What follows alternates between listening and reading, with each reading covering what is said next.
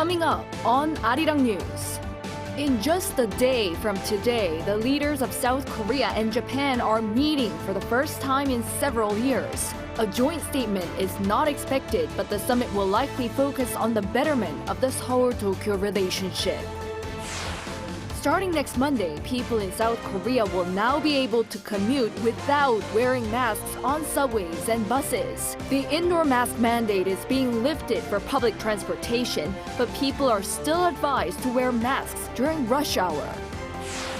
South Korea is to establish what's expected to be the world's largest system semiconductor cluster in the Seoul metropolitan area. This announced by President Yoon in his plan to further develop cutting-edge industries and to build new industrial complexes nationwide.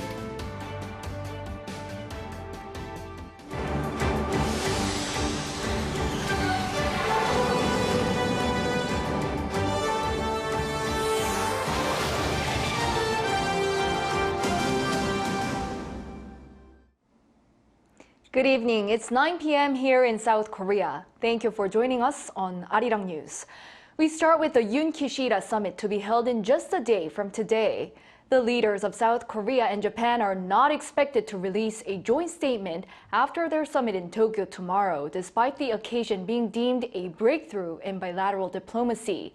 But they will focus on ways to move their relationship forward, with the chiefs of South Korea's biggest conglomerates joining the delegation to spearhead economic cooperation. Oh Soo-young has our top story.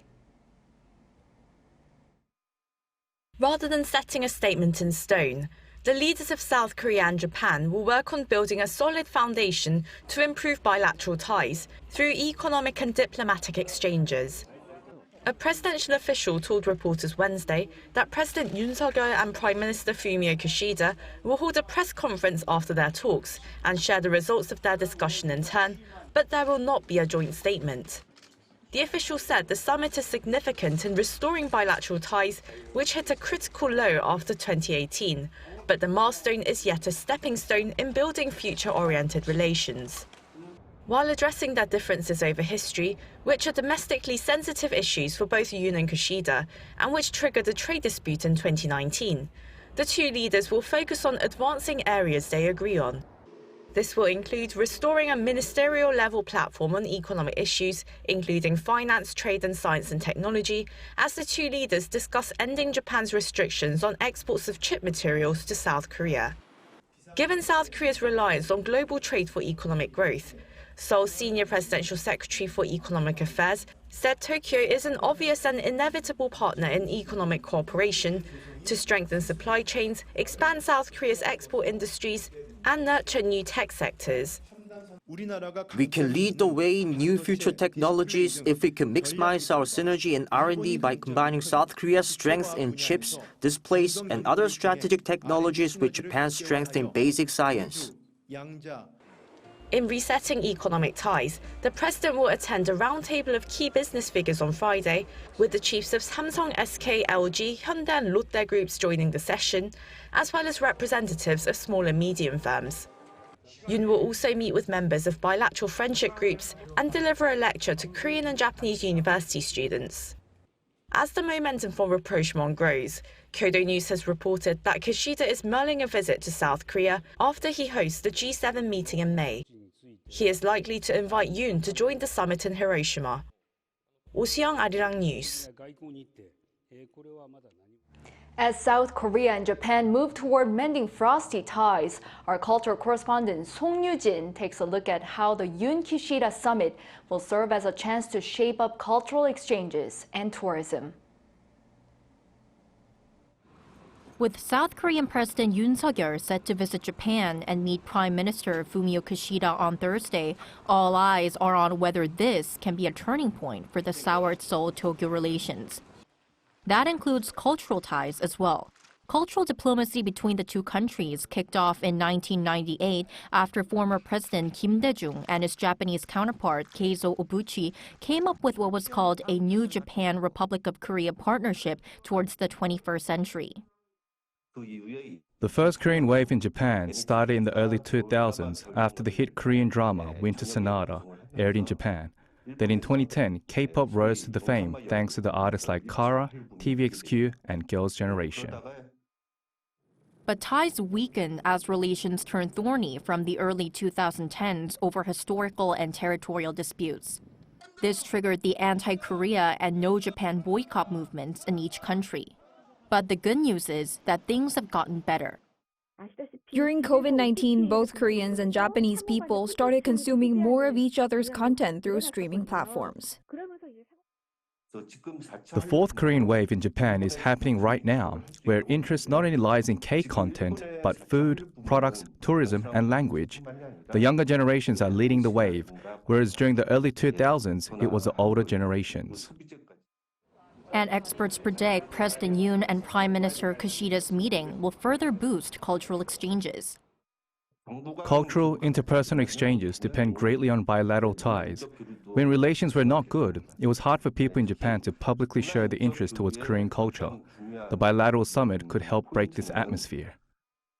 The same goes for tourism. Strained ties and COVID-19 cut cross-border interaction between Seoul and Tokyo.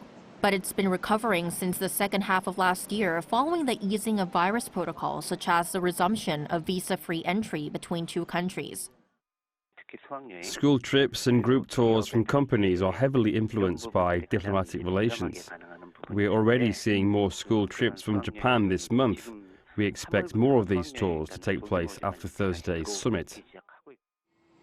All that's left now is for Seoul-Tokyo cultural and tourism exchanges to get back on track.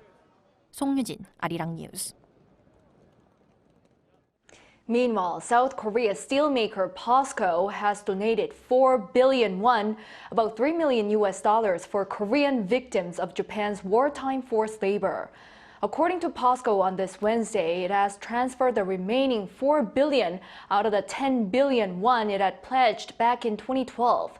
Back in 2016 and 2017, respectively, Pasco made separate payments of 3 billion won each. Pasco is now the first Korean firm to have contributed to the foundation, which the Yoon administration said would be funded by Korean companies that were set up using Japanese funds under the 1965 Normalization Treaty. In other news, South Korea is taking yet another step towards a new normal of living with COVID, as wearing a mask will no longer be mandatory on public transport starting next Monday. Kim Jung-sil has the details. From next week, people in South Korea will no longer be required to wear a mask when using public transport. From March 20th, the mask mandate will be completely lifted for buses, subways, and other public transportation. Even when not required to, many people are wearing masks indoors, so we intend to expand the areas in which public transport users can choose whether or not to wear masks. The mask mandate on public transport has been in place for about 2 years and 5 months. It is one of the last remaining indoor mask mandates after the South Korean government lifted the mandate for most indoor places at the end of January, except for a few places such as hospitals, care facilities, and pharmacies. Speaking of pharmacies, the government has also decided to lift the mask rules for pharmacies that are inside supermarkets or stations. Back in January, when the government lifted the indoor mask mandate, people still had to put one back on when using pharmacies in those places, which experts saw as ineffective. Although the mask mandate will be lifted for public transport and for specific pharmacies from next Monday, the government still suggests senior citizens or those with pre-existing conditions keep wearing masks. People who use public transport during rush hour are also recommended to wear a mask, as well as those with COVID-19 symptoms. South Korea is likely to completely lift the mask mandate in all places and adjust the self-isolation period from the current 7 days only after the World Health Organization lifts the global emergency declaration at the end of April or early May. Kim Jung-sil, Arirang News. On the job market, Korea saw its slowest employment expansion in 2 years last month amid sluggish economic activity. Yoon-Jin has the numbers. In 2022, an average of 816,000 more people per month were in employment compared to the previous year, driven by the post-pandemic recovery. But according to new data compiled by Statistics Korea, job recovery is forecast to lose steam this year amid the economic slowdown. There were 27.71 million people in employment last month, up around 312,000 from a year earlier. This is the smallest increase since February 2021, when the figure was 473,000. February's data shows that South Korea's monthly job additions continue to slow for the 9th consecutive month since June of 2022, when 841,000 jobs were added. Year on year, it was people aged 60 and above who made up the majority of new workers, with some 413,000 jobs. The number of jobs for those in their 20s dropped 94,000, and the figure was 77,000 for those in their 40s. The unemployment rate for South Koreans between the ages of 15 and 29 reached 7% in February, up 0.1 percentage points on year. New jobs were mainly created in the welfare, accommodation, restaurant, and communication industries, with 192,000 hired in the welfare sector and 176,000 in the accommodation and restaurant industries. On the other hand, jobs were lost in the retail, wholesale, transportation, and agricultural sectors. The total unemployment rate in February came to 3.1%, 0.3% lower than the previous year, which also marks the lowest February figure in 24 years. 이은진, Arirang News. South Korea is planning to make the Seoul metropolitan area home to what would be the world's biggest hub for making system chips. On top of that, President Yoon announces his push for further developing key high-tech sectors of building new industrial complexes nationwide. South Korea will establish 15 new high-tech industrial complexes nationwide, including what's expected to be the world's largest system semiconductor cluster in the Seoul metropolitan area. In an emergency economic policy meeting held on Wednesday, the South Korean government unveiled its plan to funnel 550 trillion won, equivalent to around $422 billion of private money, into major high-tech sectors by 2026.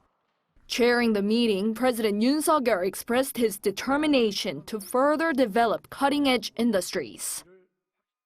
첨단 산업은 핵심 성장 엔진이자 안보 전략 자산이고 우리 일자리와 민생과도 직결되고 있습니다. 최근 반도체에서 시작된 경제 전쟁터가 배터리, 미래차 등 첨단 산업 전체로 확장되고 있고 The government plans to induce a total of $422 billion of private investment in 6 major high-tech sectors, including some $1.3 billion in robots and more than $70 billion in future cars. The central part of the initiative is to support private companies to invest some 340 trillion won, or about $260 billion, to construct the world's biggest system chip-making base. This will be in Yongin, Gyeonggi-do province, which is close to the capital, already housing more than 150 firms in the chip materials, parts, and equipment industries. On top of this, 14 new cutting-edge industrial bases totaling 3,300 square meters will be built outside the capital region, including Daejeon, Daegu, Gwangju, and Gangwon-do province for balanced regional development. Saying that what's important is speed, President Yoon urged the Nat'l Assembly to pass the bill to expand tax benefits for investment in high-tech industries as soon as possible. Latest technology developed for green transport is on show at this year's Interbattery 2023 and EV Trend Korea exhibitions being held in Korea. Also, as our Moon Hae-ryum reports, the increasing popularity of electric vehicles prompts competition for better and cheaper batteries. Last year, the total number of electric vehicles registered in South Korea rose by nearly 70% on year. The number of gasoline cars recorded just a 2% rise during the same period. In line with this trend, Korean companies are stepping up their game in not only electric vehicles, but one of their most fundamental parts, batteries. As a result, the Ministry of Trade, Industry and Energy and the Ministry of Environment are hosting the annual Interbattery and EV Trend Korea trade shows this year in Seoul for 3 days starting Wednesday. Interbattery 2023 consists of a record number of companies and booths showcasing the latest battery technologies from both home and abroad, and more than 35,000 people are expected to visit. The highlight are the booths run by Korean companies SK-On, Samsung SDI, and LG Energy Solution. Combined, these companies were reported to have a market share of 23.2% in the battery industry last year. LG Energy Solution's battery swapping station enables users to quickly switch a used battery for a fully charged one on the spot. SK-On's super-fast battery won the Best of Innovation Award at the 2023 Consumer Electronics Show as the fastest charging battery in the world, taking just 18 minutes to be fully charged. Samsung SDI offers a battery that uses solid electrolytes instead of liquid in order to increase the capacity of the battery, meaning that electric cars using this type of battery can run longer. But is it really green transport if it's not sustainable? The reuse and recycling of batteries is becoming just as important as producing more efficient and cheaper batteries. Korean companies such as Mintech work with battery and electric vehicle firms to help them reuse old batteries. Electric vehicle batteries can be reused even after the vehicle has been scrapped because they are usually in good condition. While the Korean government is bolstering its electric vehicle and battery production with subsidies, it seems that their next task will be to step up its efforts in battery recycling like the United States. Moon Hae-ryun, Arirang News. In the U.S., inflation there slowed to a 6% annual rate last month, but market analysts believe the current pace falls short of keeping additional rate hikes at bay. Shin Se-byuk has more. U.S. consumer prices once again eased last month. In February, the consumer price index dropped to 6% from 6.4% in January. It is encouraging given that it is the 8th consecutive month showing a year-on-year slowdown, and also a significant drop from the peak of over 9% seen in June last year. The fluttering headline rate is mostly due to a fall in energy prices and deflation in the used car market, followed by a post-pandemic recovery in the supply chain. Core CPI, without volatile food and energy prices, continued to rise at an uncomfortably fast pace in February. It increased by 0.5% last month, an acceleration from the 0.4% jump recorded a month earlier. The rising cost of shelter, which accounts for over 70% of the total rise in prices, was a significant contributor. In February, it rose by another 0.8%.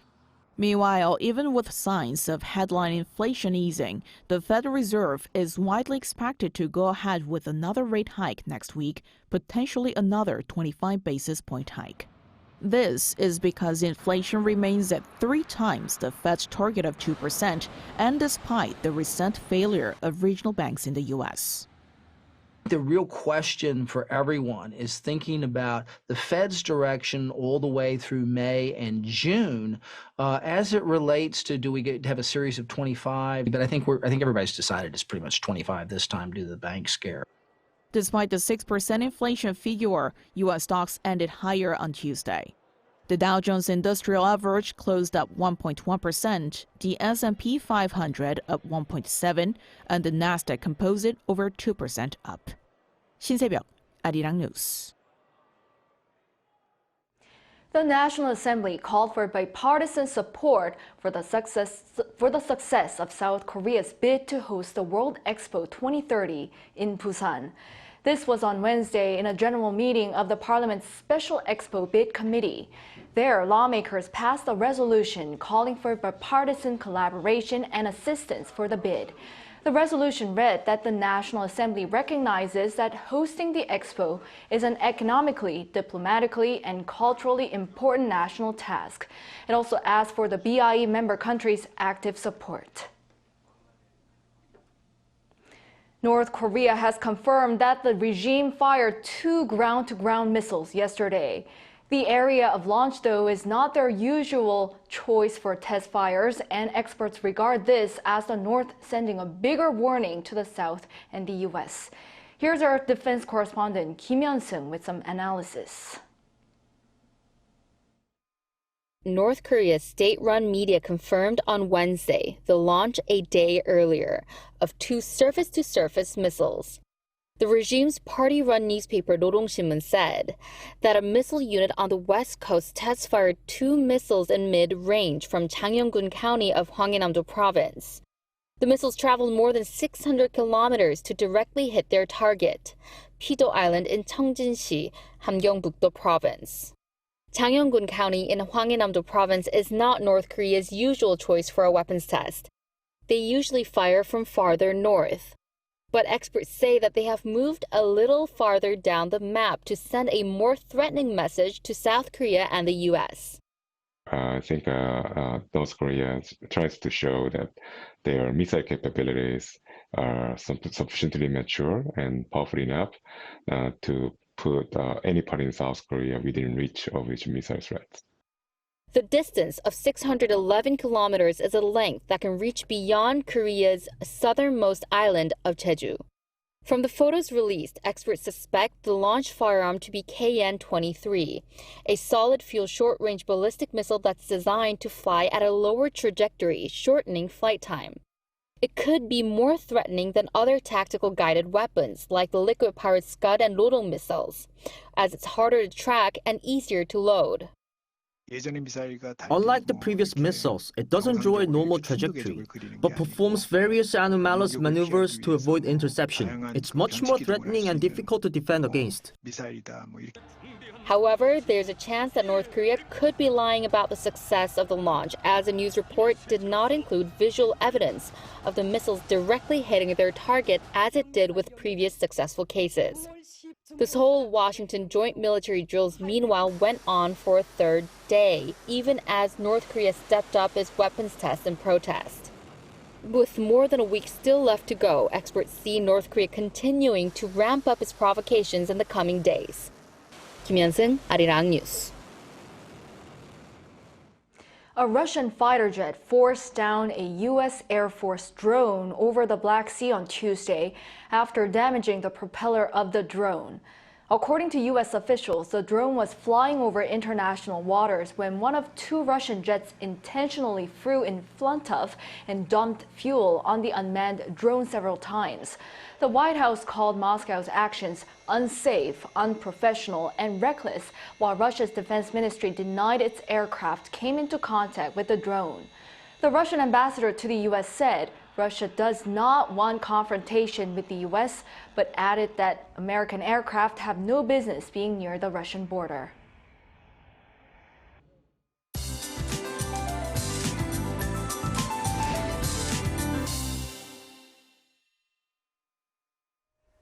Tomorrow will be another day with fluctuating weather patterns. Mornings will be quite cold, while daytime conditions will be warmer than the seasonal norms. While lows in Seoul will be starting off at 0 degrees Celsius, other parts of inland regions will see minus figures, with maximum temperatures hiking up significantly. Places like Changsu and Kimcheon will see a huge difference in daily readings. It's much easier to catch a cold under such conditions, so make sure to dress in layers. And in the meantime, dry conditions are persisting much of South Korea. Inland regions, including Seoul, are currently under dry weather advisories. For Gangwon-do Province, gusty winds are in the forecast as well. With humidity levels dropping significantly, the risk of wildfires is increasing. Please be extra careful when using open flames. And tomorrow, Seoul will be starting off at 0 degrees Celsius. Highs in Seoul will be jumping to 11 degrees, Daejeon 13, Daegu and Busan will be reaching 16 degrees. And early spring-like conditions will prevail for the remainder of the week. That's all for now, and here are the weather conditions around the world.